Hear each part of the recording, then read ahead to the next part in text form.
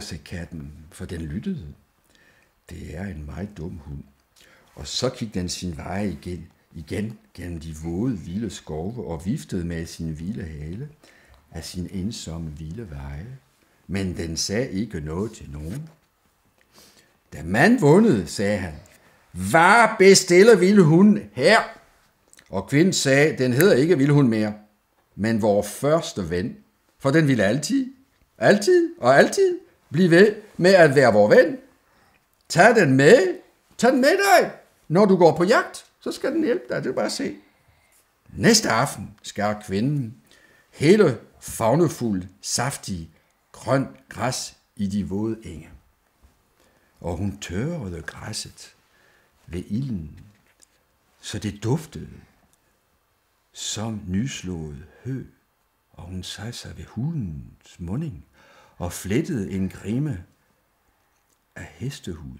Og hun betragtede forårets store, brede skulderblade og lavede trolleri. Hun lavede det andet syngetrolleri i hele verden.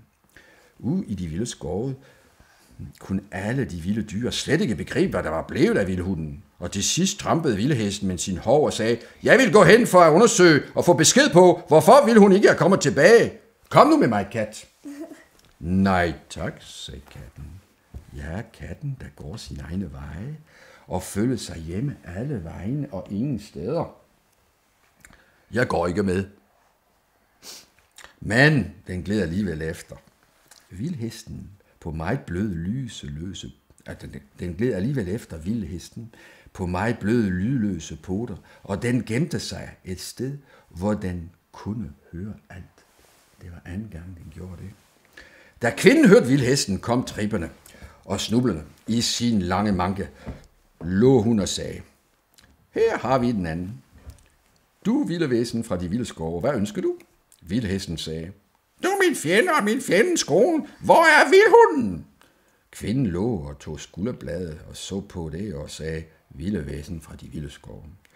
Du er ikke kommet for at se efter vildhunden, men for at få dette gode græs, som dufter så godt. Og vildhest trippede og snublede i sin lange manke og sagde, det er sandt, lad mig æde det. Må jeg ikke få noget? Må jeg ikke spise det? Sagde den så. Kvinden sagde, vilde væsen fra de vilde skove, bøj dit vilde hoved og bær det, som jeg giver dig på. Så skal du få det vidunderlige græs at spise 3 gange om dagen.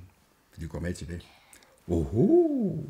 Hoho, sagde hvem er det, der sagde hoho? Hvad tror du?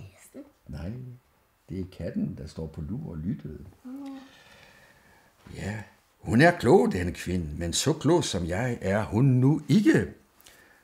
Vildhesten bøjede sit vilde hoved, og kvinden lå grinden flettet af læderstrimler glide over det, og vildhesten prustede mod kvindens fødder og sagde, du, min herskerinde og min herskers kone, jeg vil være din tjener for at få det vidunderlige græs. Jeg vil bære alting og slippe ting for dig, så jeg kan hjælpe dig.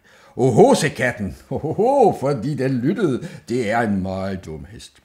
Og så gik den sin vej igen, gennem de våde vilde skove, og viftede med sin hvile hale af sin ensomme hvile veje, men den sagde ikke noget til nogen. Da manden og hunden kom hjem fra jagten, sagde manden, hvad bestiller vildhesten her? Og kvinden sagde, dens navn er ikke vildhest mere, men vor første tjener, fordi den vil bære os fra sted til sted, og gør det altid, ride på dens ryg, når du går på jagt. Det er smart. Han kan ride på hesten, så er han ikke så træt mere, og så kan han gå længere, meget længere, og så kan han skynde sig væk, når der kommer noget farligt. Med sit hvile hoved højt løftet, for at de vilde horn ikke skulle gribe fat i det vilde krat, kom vildkoen næste dag til hulen. Og katten fulgte efter og skjulte sig ganske som før. Og da vildkoen havde lovet at give kvinden sin mælk hver dag mod at få det vidunderlige græs at æde, gik katten sin vej igen gennem de våde vilde skove og viftede med sin vilde hale af sin egen ensomme vilde veje, ganske som før. Men den sagde ikke noget til nogen, og da mand og hesten og hunden kom hjem fra jagten og spurgte igen, sagde kvinden, dens navn er ikke vildko, men god madskiver. Den vil give os varm mælk, og gør det altid, altid og altid. Og jeg skal passe den, men du får den første ven, og den første tjener går på jagt. Ja.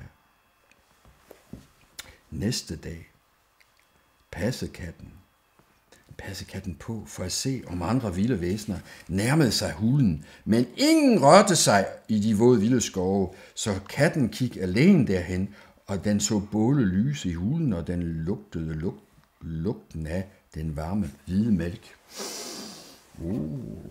Katten tror jeg, den får lyst til at smage det. Mælken. Katten sagde, du min fjende og min fjendes kone, hvor er vildkonen?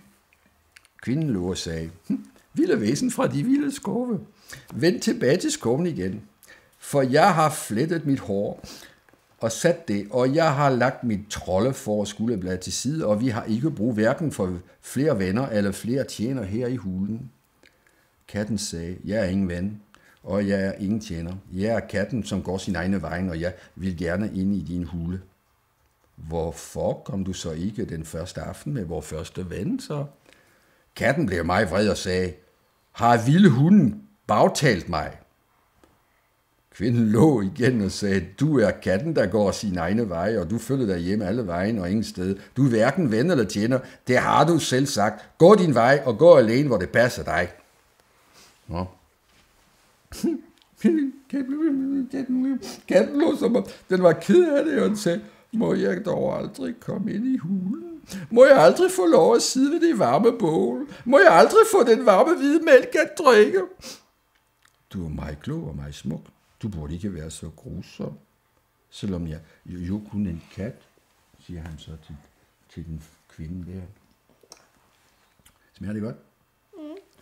Jeg vidste, at jeg var klog, sagde kvinden. Men jeg vidste ikke, at jeg var smuk. Prøv at se her. Man kan se en billede af kat derinde. Prøv at se. Katten, der går sin vilde vej. Sådan ser den ud. Kan man se det? Nogenlunde. Yes. Og så... Og hvis du...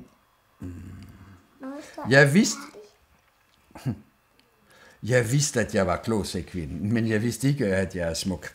Vi kan aftale noget. Hvis jeg nogensinde roser dig med en eneste ord, så må du komme ind for i hulen, sagde hun. Og hvis du roser mig med 2 ord, sagde katten. Det sker aldrig, sagde kvinden, men skulle jeg komme ind til at rose dig med 2 ord, så må du sidde ved ilden i hulen. Aha, sagde katten. Og hvad så, hvis du roser mig med 3 ord? Sagde katten. Det sker aldrig, sagde kvinden. Men skulle jeg komme til at rose dig med 3 ord, så må du drikke den varme hvide mælk 3 gange om dagen. Altid og altid, altid. Hvor er du henne? Må jeg se dig? Ja. Så krummede katten ryg og sagde, nu skal huden og hulen en gang... Nej, så krummede katten ryg og sagde, nu skal huden og hulens indgang og bålet bagud og mælkekrukkerne, som står ved ilden, huske, hvad min fjende og min fjendes kone har sagt. Og så gik den igen gennem de våde vilde skove og viftede med sin vilde hale af sin vilde ensomme vej. Da manden og hesten og hunden den aften kom hjem fra jagten, fortalte kvinden ikke, hvad hun havde aftalt med katten, for hun var bange for, at de måske ikke ville synes om det. Katten gik langt bort og gemte sig i de våde vilde skove på sin ensomme vilde